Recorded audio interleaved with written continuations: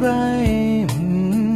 ไม่พบไม่เจอกันนานแล้วเป็นเวลาเนิ่นนานจากวันนั้นที่เราต้องไกล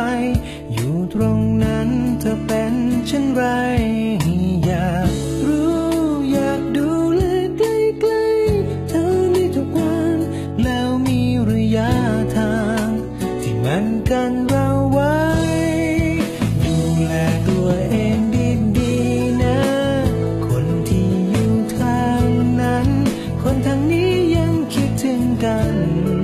เหมือนอย่างเดิมไม่เคยเปลี่ยน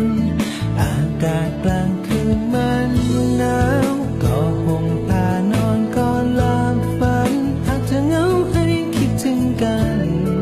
เหมือนอย่างฉันคิดถึงเธอ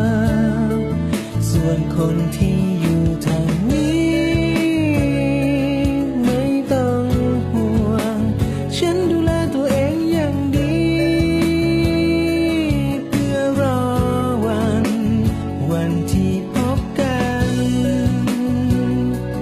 วันที่ฉัน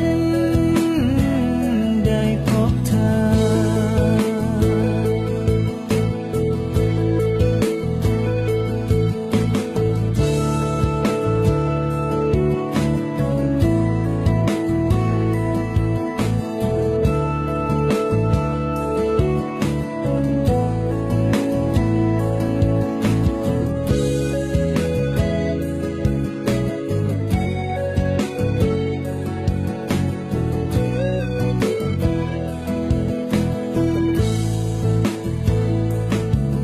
อยากรู้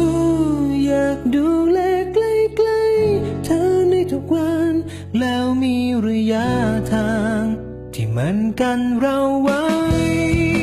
ดูแลตัวเอง